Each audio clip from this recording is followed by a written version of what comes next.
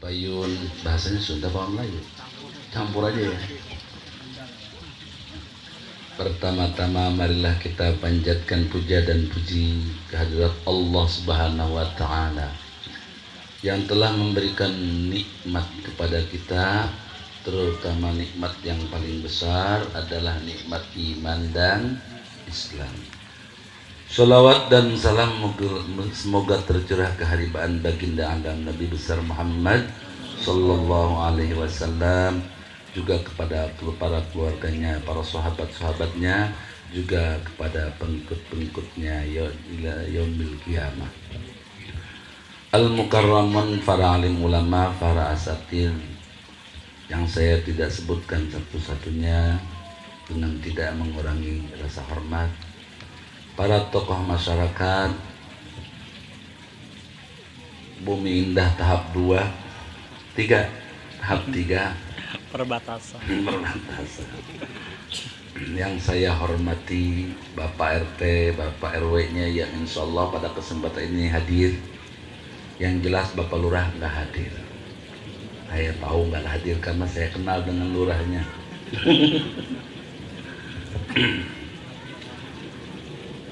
Wabil khusus kepada sahibul walimah, yaitu Bapak Rimo.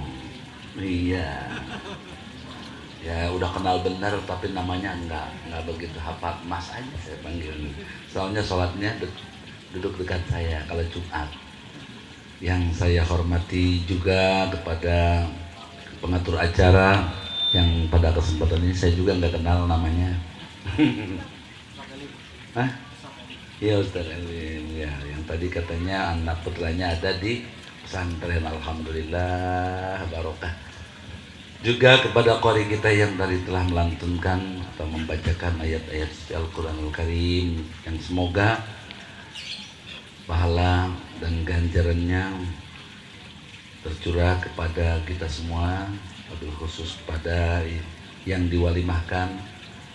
Mudah-mudahan dengan dibacakannya kalam ilahi menjadikan majelis ini jadi barokah. Amin ya rabbal alamin. Bapak Ibu semuanya yang saya cintai, pada kesempatan ini yaitu dalam acara walimatul khitan, saya sebetulnya kagok bahasa Melayu, cuman bahasa Sunda juga jadi kagok karena di sini mungkin ada separoh-separoh. Yang paling kagok lagi saya bahasa Jawa, boten ngertos kulo. Masya Allah, walimatul khitan itu kalau bahasa Arab. Kalau orang Sunda bilang selamatan nyun datang. Kalau orang Jawa bilang ngetokit titit.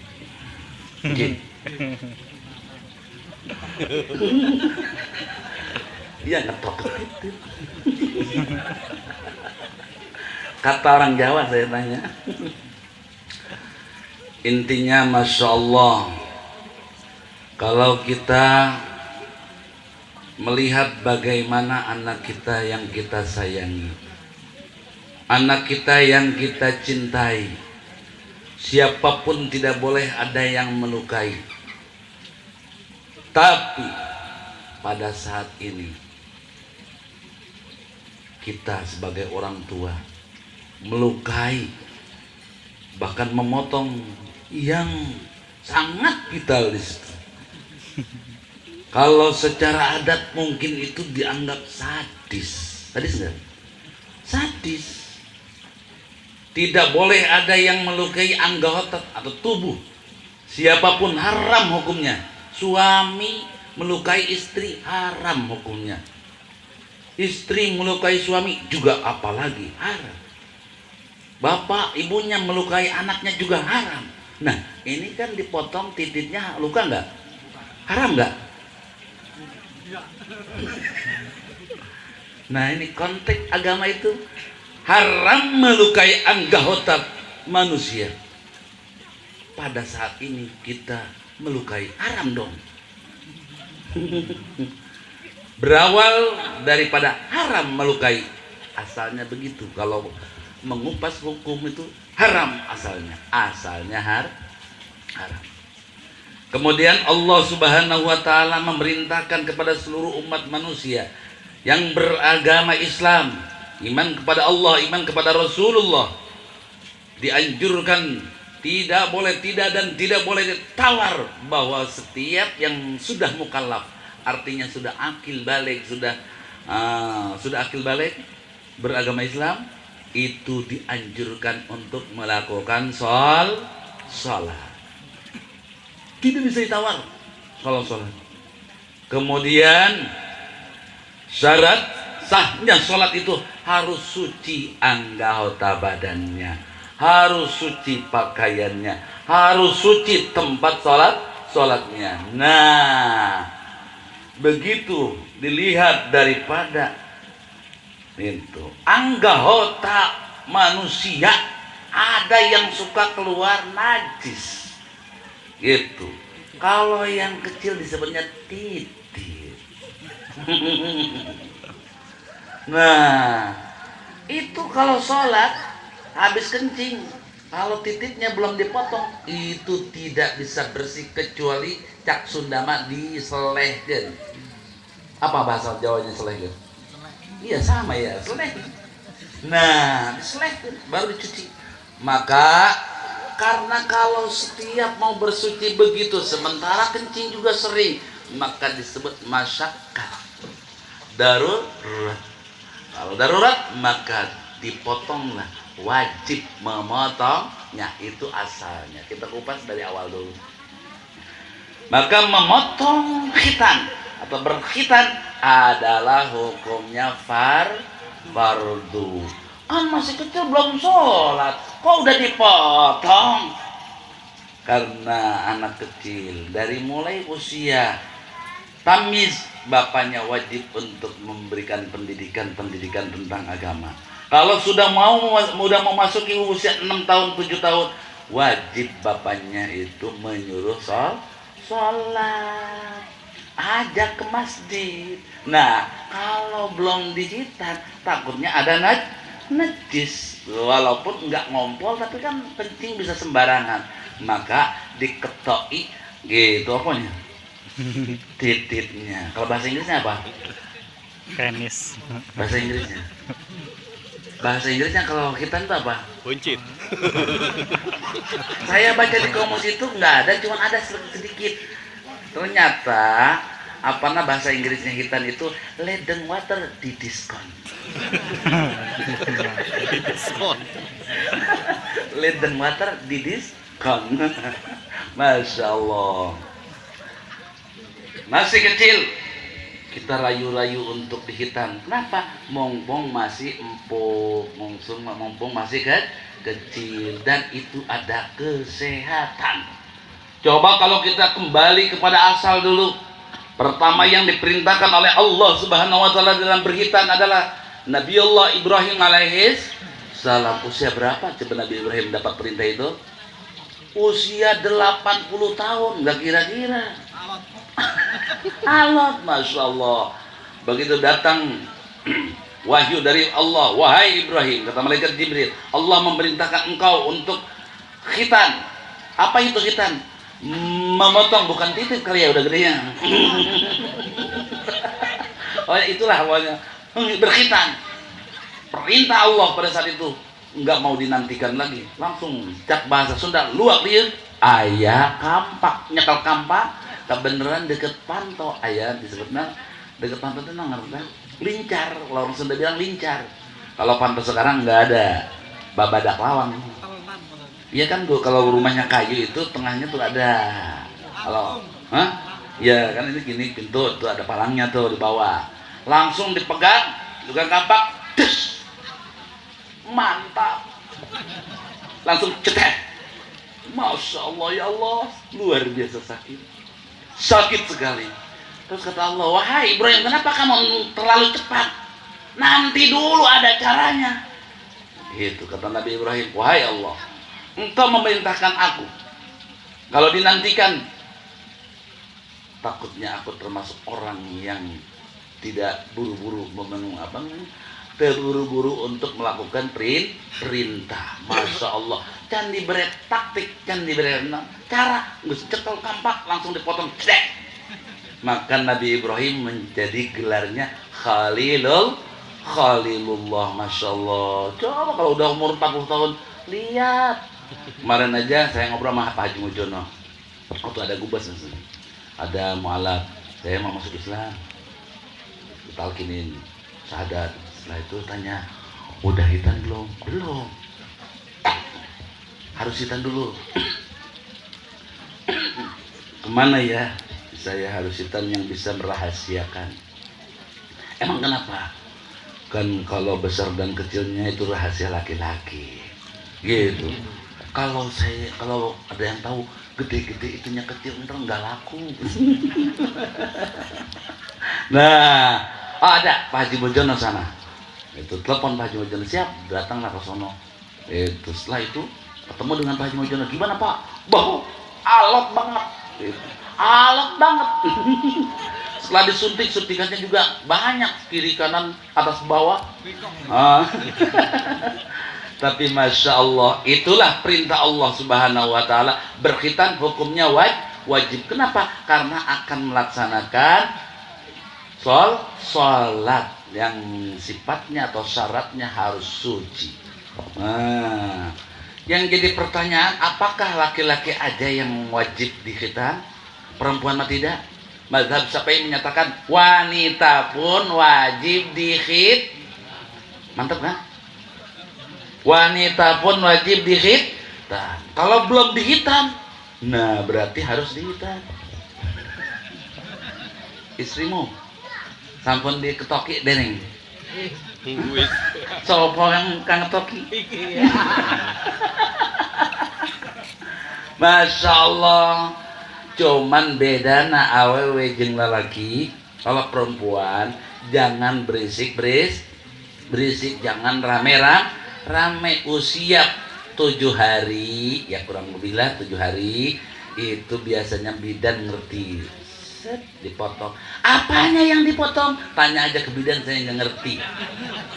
Itu katanya namanya bizrun.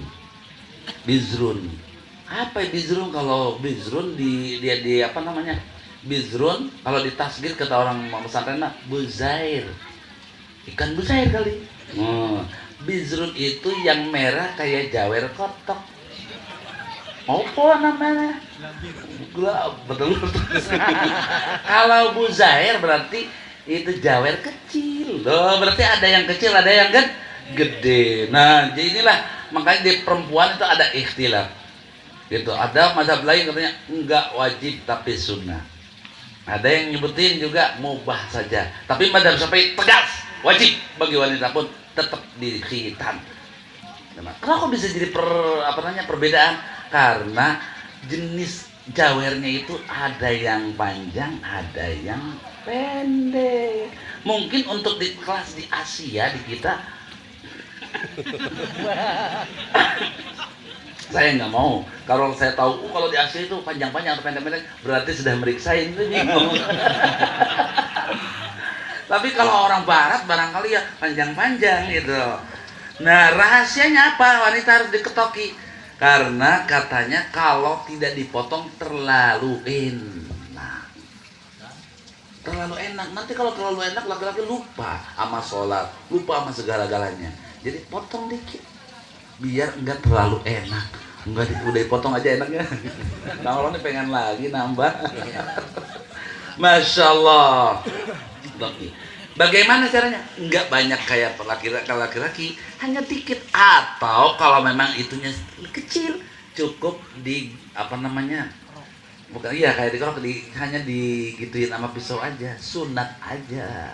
Seolah-olah di kayak lokal kayak nyukur tahalul. Orang botak tahalul kan udah ngapain?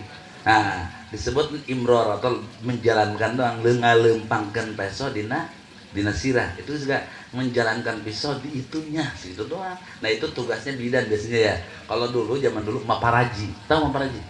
Dukun beranak. Hah? Dukun bayi. Kalau sekarang apa namanya bidan udah ngerti. Oh, kalau ini mah terlalu panjang, potong dikit. Oh, ini udah pendek, cuma gitu-gitu aja. Di asal.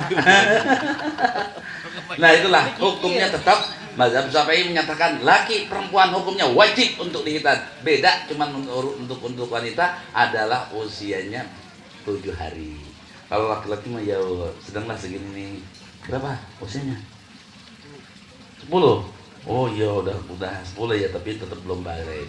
Itu biasanya sih 6 atau 7. Nah, enggak apa-apa, 10 masih bisa. Akhirnya enggak lambat, enggak terlambat, Masya Allah.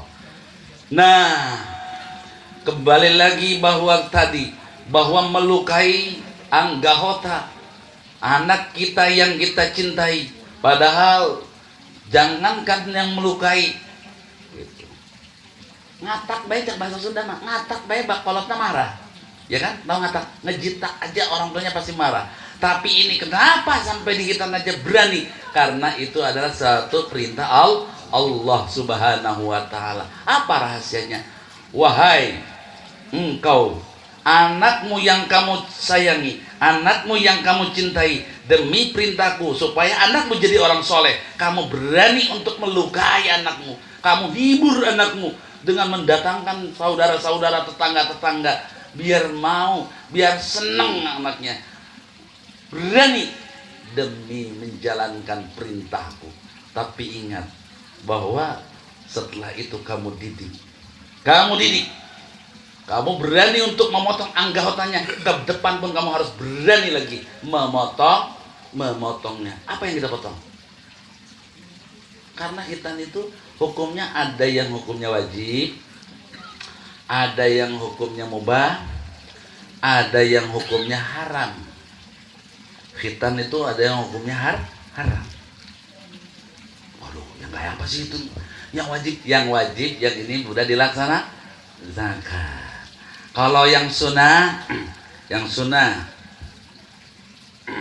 kita potong gitu, yaitu memotong, diantaranya adalah kuku, diantaranya adalah bulu kembung. Tahu bulu kembung? Oh, betul nggak, Bos? Bulu kang tumbuh saking larangan niku. Apa namanya? Nah, khamsun minal fitrah al-khitanu ini. Terus istihdad, nyabuti bulu kempung. Saya sih tahunya Jawa tuh kempung, tahu Jawa sono. Iya, tumbuh itu. Kalau laki-laki sunahnya pakai dikerok pakai apa namanya, gol. Nah, sunnah seminggu sekali, jangan sampai panjang, apalagi di jangan. Kalau wanita sunahnya dibubuti, dicabut. Ini sunnah, dicabutin. Rumput liar. Hah? Atau dikasih ini kali, ada kremnya, ada krem. Saya pikir kenapa ya pikir itu begitu. Nah kalau laki-laki sunnah dikerok, tapi perempuan sunnah dicabutin. Saya pikir lagi kenapa? Oh ternyata kalau dikerok itu tumbuhnya makin tebal. Kalau wanita semakin tebal serem. Tapi kalau dicabutin, ya kan kayak gadis. Aduh kan suaminya, kamu gadis. Masya Allah, ini rahasia apa namanya, fikih begitu sunnah. Nah itu disebut sunnah, itulah khitan yang disebut sunnah. Di antaranya lagi adalah apa namanya, motong kumis. Jangan terlalu panjang, potong. Nah kalau jenggot sunnah dipiara. Jenggot dipiara, ini sedikit jenggotnya nggak apa-apa, tanda aja. Itu kalau nanya, jenggot segitu, bukan jenggot, ini akar gigi. Nah, kenapa dipiara aja ini? Karena ngambil sunnah. Padahal saya juga nggak betah ini, sedikit. Cuma, ya udahlah, emang segini orang Indonesia bener ya. Sedikit yang punya jenggot bener, yang tebal. Di antaranya lagi tadi apa? Motong kumis, motong kuku. Ini kuku nih jangan sampai panjang. Andai kata bersih sekalipun, ini adalah di bawahnya itu senang setan-setan mampir di sini. ngerokok ngopi di sini gitu. Qalim azfaraka li anna tahta syayatin, potonglah olehmu apa kuku-kukumu karena di bawah kuku-kukumu itu bersemayam setan. Nah nggak kelihatan nih, setan tuh ngajaknya pengennya mencet remote. Nah itu hati-hati karena di sini kukunya panjang kali, pengennya mencet itu. WA-an juga boleh, WA-an kalau sama yang teman kita atau yang laki-laki dengan laki-laki. Kalau sama mantan nggak boleh, itu mengundang namanya, bener nggak? Nggak boleh sembarangan aja. Jangan membuat jangan menyulut api, nanti api nyala kamu repot. Iya, masya Allah. Kalau yang hitannya disebut haram, hitan haram. Hitan yang haram itu adalah kalau kayak pejabat diberikan uang untuk ngebangun, nggak boleh disunat, haram nyunatnya. Kalau di perusahaan, kita juga salah satu perusahaan yang penting, yang bagian-bagian itu tidak boleh nyunat. Bagaimana kalau calo?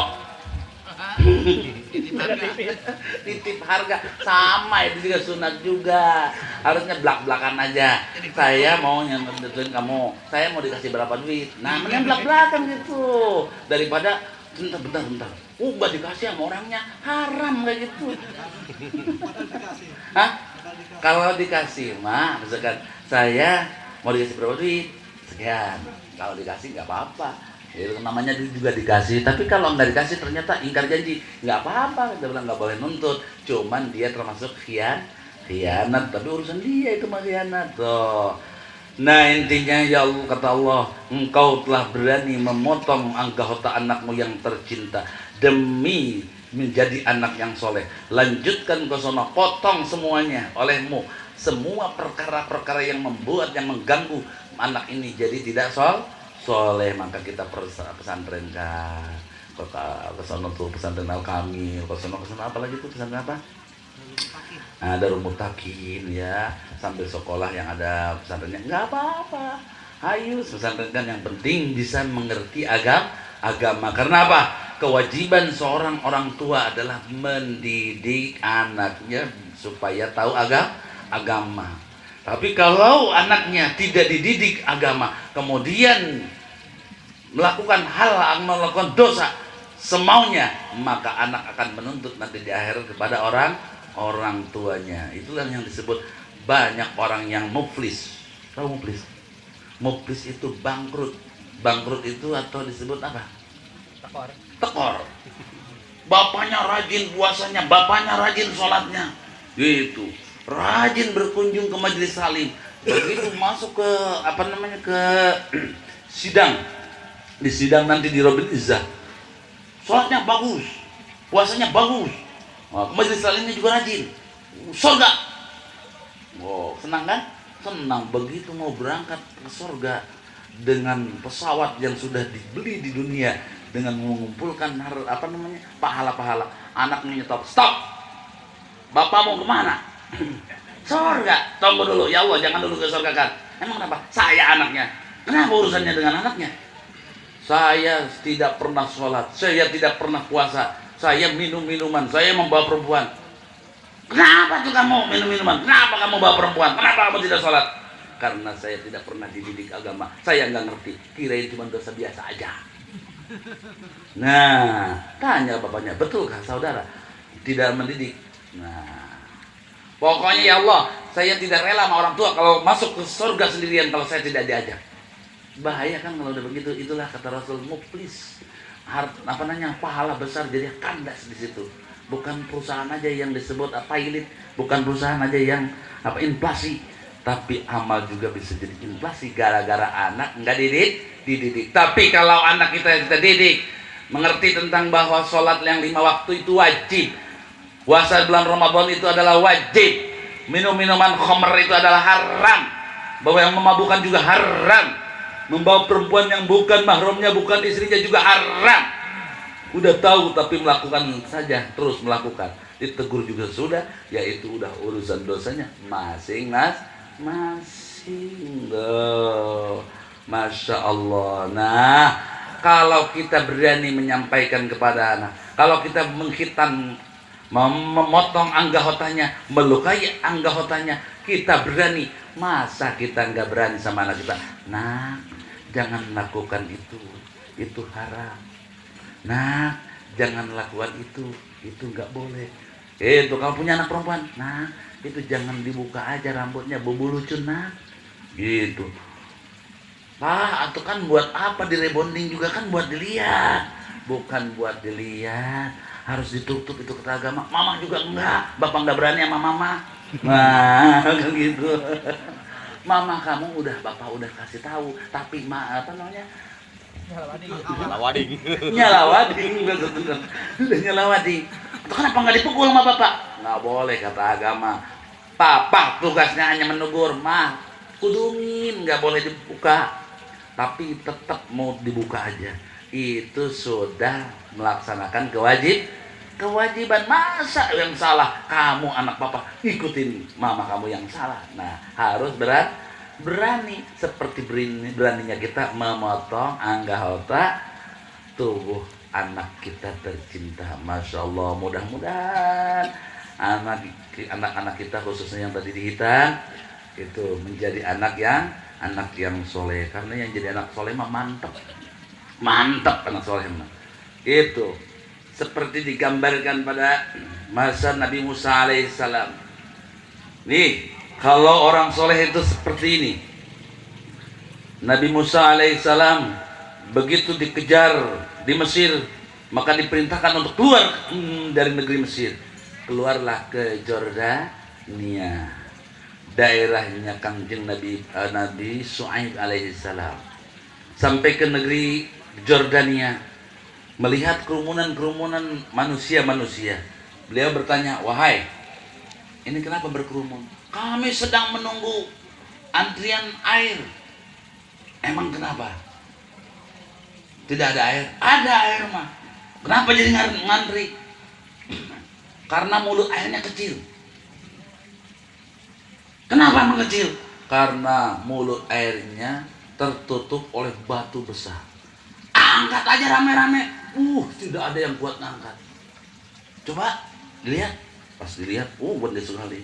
Sama Nabi Musa alaihissalam cuma digini aja, diangkat. Sakti Nabi Musa diangkat.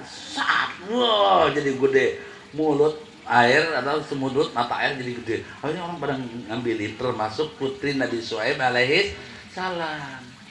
Biasa pulang sore-sore, ini siang udah pulang. Kata Nabi Shu'aib, loh kok siang udah pulang? Biasanya kan sore, antrian panjang. Iya pak, ada orang sakti, gagah, ganteng lagi. Kalau perempuan kalau ngeliat laki-laki ganteng aja. Enggak, ini maksudnya gagah, ganteng. Itu gagahnya gimana? Diangkat batu sendirian. Maka jadilah semuanya ngambil dengan bebas. Coba kamu panggil pemuda itu. Maka putri Nabi Shu'aib yang dua itu datang ke sana. Assalamualaikum ya Syab. Waalaikumsalam. Ada apa? Bapakku memanggilmu. Kata Nabi Musa, kebetulan nih. Orang kan lagi di kampung orang, ada yang nyuruh datang kan, mantap kan? Kebetulan katanya. Di mana rumahmu? Di sana. Yuk. Karena Nabi Musa tidak tahu jalan, berarti yang di depan perempuan. Nabi Musa di belakang. Kemudian ada angin nebak. Begitu ketebak angin, gaunnya terangkat, tersingkat, terlihatlah bitisnya. Masya Allah. Begitu kelihat, langsung buru-buru digituin. Nabi Musa langsung nyalip ke depan. Langsung ke depan, kamu di belakang, saya di depan. Tuh, karena anaknya soleh. Coba kalau kita mah itu kita di belakang, perempuan di depan, ketebak angin, mudah-mudahan angin datang lagi. Rezeki doang. Nabi Musa malah nyalip ke depan. Nah, tapi bahkan kita mah orang pakai pakaian malah diprotolin. Karena enggak soleh. Tuh orang soleh emang melihat aurat memang indah, memang cantik, tapi itu bukan hak kita untuk melihat karena kita bukan mahram, kita bukan suaminya. Maka Nabi Musa masuk ke depan, saya di depan. Itulah karena soleh. Masya Allah, sampailah ke bapaknya. Ini tanya, siapa namamu? Musa. Ada di sini untuk apa? Kabur dari Mesir. Kenapa kabur? Punya utang? Bukan. Ceritalah bla bla bla bla. Oh iya, sudah tahu ini ciri-ciri Rasul. Gitu. Udah, kamu di sini aja, aman di sini mah. Karena Nabi Syuaib alaihissalam adalah salah satu tokoh besar yang ditakuti. Gitu. Maka kata anaknya, wahai bapak, apa sih hadiah bagi orang yang gagah? Gitu. Bagi orang yang gagah dan terpercaya. Apa sih hadiah yang bagi pemuda yang gagah dan terpercaya? Kata bapaknya, kok kamu bisa nyebutin gagah? Membuktikan, saya lihat sendiri batu diangkat. Oh iya. Kok bisa kamu mengatakan bahwa dia terpercaya? Karena tadi beliau berjalan di belakangku, kemudian angin menerpa dan terbukalah auratku, dia langsung lari ke depan. Beda dengan orang Bumi Indah tahap 3. Itu menunjukkan amanah. Oh iya, kalau begitu gini, wahai Musa, karena engkau termasuk orang yang gagah dan terpercaya, aku hadiahkan anakku yang satu. Tapi kalau kamu mau memberikan mas kawin yang satu lagi, dua-duanya buat kamu. Itu bagi anak soleh mah hadiahnya 2 langsung anak Rasul. Kok boleh? Boleh zaman dulu mah. Syariat zaman dulu boleh. Nabi Musa langsung bisa mengawini dua-duanya walaupun bertahap. Karena harus memberikan mas kawin dua-duanya. Makanya kalau kita pengen punya 2, jangan teriak-teriak duanya doang, harus qawiyun amin. Qawiyun itu kuat. Satu kuat, kata istri, papa belagu ya mau punya 2. Emangnya mau apa? Bikinin dulu rumah bertingkat 2. Bikinin, namanya juga kuat, dulu enggak? Tuh, mobilnya dong, beliin mobilnya. Apalagi?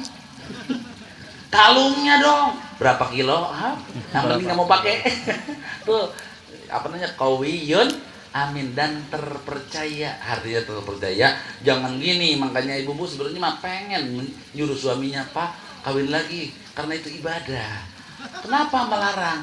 Karena bapak-bapaknya enggak aminun, enggak terpercaya. Kalau sudah diizinkan tuh suka nyelonong aja, suka apa? Boyo lali. Ya, suka lali bojo. Nah, suka lali bojo dibalik suka lupa kepada istri yang tua, nggak boleh. Nah itu berarti tidak terpercaya. Artinya gini, istri-istri kita adalah orang-orang yang solihah.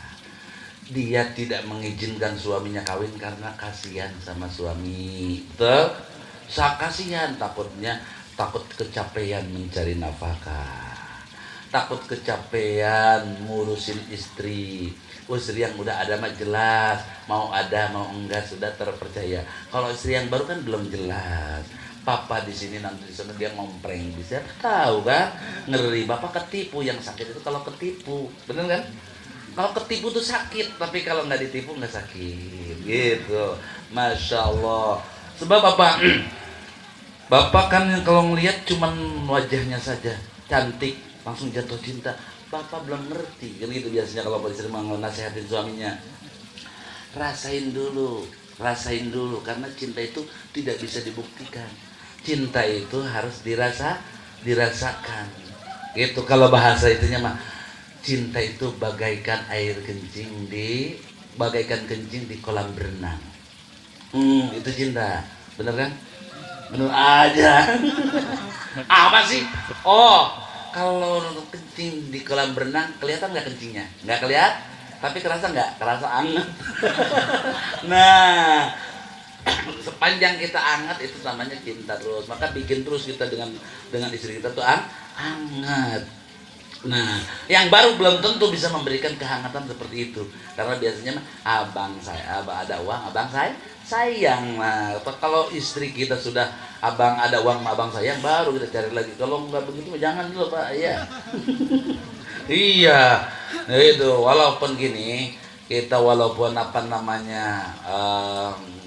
cinta kita walaupun enggak seperti yang tadi kencing di kolam renang, walaupun kayak cinta kita itu bagaikan acar di nasi goreng. Apa tuh acar di nasi goreng? Enggak penting, selalu ada. Kalau beli nasi goreng acar ada. Terus kalau kita makan asem. Enggak apa-apa, mendingan itu aja daripada tumpahin ganti lagi. Jangan, artinya apa? Gini, kita bimbing anak kita, bimbing istri kita gampang berpoligami walaupun ibadah, tapi lebih penting adalah mendidik anak istri kita. Kita paling senang kalau kita selamat di akhirat juga bersama sama istri dan anak-anak kita. Jangan pentingkan diri sendiri. Wih, kan sekarang mah kasihan, perempuan terlalu banyak. Sementara istri kita, ibu kita adalah kaum Hawa, dan mereka pun adalah kaum Hawa. Itu tanya aja sama istri, gimana tuh kamu kasihan tuh sama mereka gitu tuh. Kalau agama sih membolehkan wa ibahatun niswa itu di arba'in. Boleh, agama membolehkan 4 wanitanya di bawah kekuasaannya. Apa sih alasannya agama membolehkan?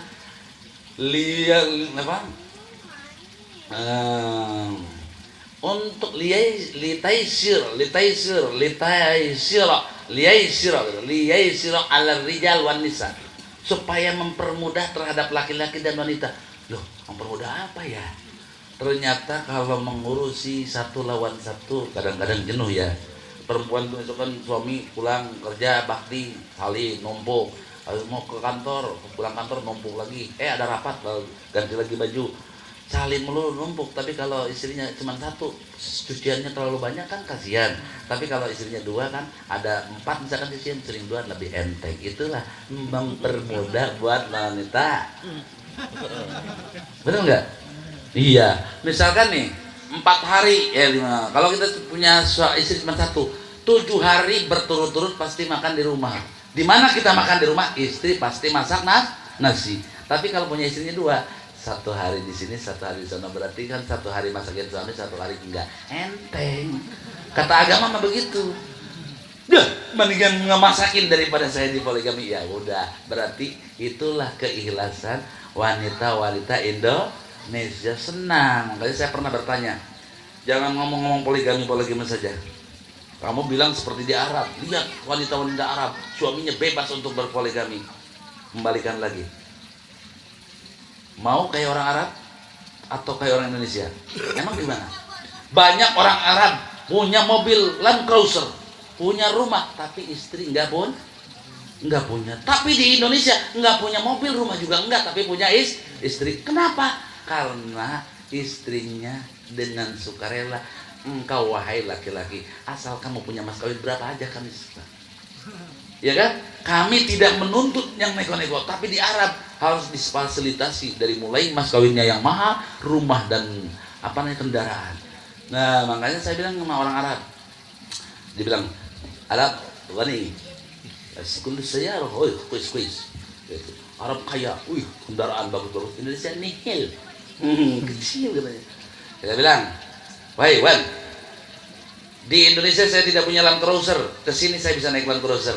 Anda di sini tidak bisa naik perempuan, ke Indonesia pun tetap Anda tidak bisa naik perempuan. Hebatan saya, kekayaan saya. Iya katanya. Mendingan naik Land Cruiser, mendingan naik wanita. Warnanya antum. Begitu, berapa hari? Aduh, kalau tanya itu mas, cuma 1. Kere, Indonesia cuma 1. Kere juga punya kan, di situ nggak punya. Nah ya, intinya gini, di Arab mas kawinnya mahal, fasilitas perempuannya juga harus disiapkan. Maka banyak wanita-wanita jomblo karena mempertahankan gengsi. Banyak perjaka-perjakanya jomblo karena tidak bisa memberikan mas kawin. Ternyata di Indonesia kawin tidak pernah mempertanyakan kerja apa kamu, sudah punya kerjaan apa kamu, sudah punya rumah enggak. Udah pokoknya suka kawin. Utang juga boleh. Masya Allah, indah betul-betul surga Indonesia, tanah surga. Kalau wanitanya itu sudah rela seperti begitu, apa kita rela menyakiti hatinya? Jangan ya Pak ya. Jangan nggak mau menyakiti hatinya, apa takut? Nggak maunya gitu, masya Allah. Makanya sebetulnya kalau kita lihat wanita dicipta oleh Allah Subhanahu Wa Taala untuk mendampingi laki-laki, biar apa namanya, biar tenang, biar rame. Nabi Adam alaihissalam tinggal di surga Allah yang penuh dengan segala macam kenikmatan dan segala macam ada. Oh, tenda ini mah nggak ada apa-apanya mas surga mah. Tapi kata Nabi Adam, ada apa ya, ada kekurangan begini. Kata malaikat, ayo kita jalan ke sana. Enggak, kurang asik, ada apa ya ini, kurang enak. Duduk di kursi yang bagus, sana yang bagus, tetap kurang enak. Makanan, buah-buahan segala macam juga kurang menyenangkan. Di dalam hati ada rasa yang kurang. Allah mah tahu, hei Adam, engkau pasti butuh teman yang sejenismu, karena malaikat bukan jenismu. Maka Allah Subhanahu Wa Taala mencipta teman Nabi Adam, yaitu Siti Hawa tercipta dari tulang rusuk sebelah kiri. Oh, jadilah Siti Hawa. Begitu lihat, wih cantik amat ini. Itu cantik amat Adam. Langsung ada hasrat, mau pegang, mau dipegang. Pas mau dipegang, mah ya Adam, jangan main pegang-pegang aja. Waduh, sampai kaget Nabi Adam. Jangan main pegang, emang kenapa? Jangan dulu, kamu harus kawin dulu. Gimana caranya? Ya dikasih tahulah sama malaikat Jibril, kawin itu begini-begini, mas kawinin dulu dan segala macamnya. Yang jadi permasalahan, Siti Hawa dicipta oleh Allah Subhanahu Wa Taala dari tulang rusuk sebelah kiri, bukan dari tulang kaki. Kenapa? Kalau Siti Hawa terbuat dari tulang kaki, maka wanita bisa diinjek-injek oleh laki. Makanya jangan diinjek-injek karena bukan terbuat dari tulang kaki. Kenapa wanita tidak dicipta dari tulang kepala? Karena kalau wanita dicipta di tulang kepala, bakalnya gede hulu. Kesalahan dulu, Bapak nggak mau kerja pulang. Baru datang juga, Bapak pulang kerja nggak bawa duit, pergi. Wah, itu masya Allah. Nah kalau ada perempuan begitu, kamu kayaknya ada tercipta dari tulang kepala kali. Ingat wanita jangan begitu sama suami. Kenapa? Wanita tercipta dari tulang rusuk sebelah kiri. Di mana tulang rusuk sebelah kiri, di situ ada hati dan jantung. Jantung dan hati. Maka wanita itu perlu dikasihi, perlu disayangi. Itu maksudnya, wanita itu perlu dikasihi dan disayangi, bukan diinjak-injak. Dan wanita pun jangan gede hulu, benar. Nah maka kita jadi bapak juga harus jadi bapak yang hebat, bapak yang kuat gitu. Bapak yang hebat dan yang kuat bukan seorang bapak yang punya istrinya 3, bukan. Lalu apa? Bapak yang hebat adalah seorang bapak yang bisa membuat surga buat anak dan istri-istrinya itu. Ya kan? Bapak yang hebat adalah bapak yang bisa membuat surga buat anak dan istri-istri. Terbalik. Oh, berarti buat istri dan anak-anaknya. Malu udah kota-kota. Terbalik. Buat istri dan anak-anaknya. Oh, anaknya nyaman, mau sekolah disekolahkan, mau kemana diantar. Itulah surga buat anak. Istrinya pun sama. Gitu. Mau masak ada, buat belanjanya. Masya Allah. Jadilah kita seorang bapak yang kuat dan yang baik, supaya kita juga dilihat diikutin oleh anak-anak kita, supaya anak kita jadi anak yang soleh. Mudah-mudahan saudara Abdul Latif ini menjadi anak yang soleh. Mudah-mudahan saudara Abdul Latif juga dilekaskan sembuh. Udah sembuh belum? Udah hampir ya, sekarang mah cepat. Udah sembuh. Mudah-mudahan lekas sembuh, dan mudah-mudahan besok juga saudara Rimo juga dalam acara tasyakurnya mendapat keberkahan daripada Allah Subhanahu wa taala. Amin ya rabbal alamin. Mungkin segitu saja dari saya, cukupkan sekian. Mohon maaf kalau kata-katanya ngawur kesono kemari karena itu bahasa Melayu juga saya agak kagok. Gitu. Kalau campur aduk takut disangkanya itu kayak gado-gado. Ya udahlah, semaunya aja. Ya, intinya mah mohon maaf atas segala kesalahan dan kekurangannya. Hadanallahu iyyakum ajmain wa lakum minkum. Wassalamualaikum warahmatullahi wabarakatuh.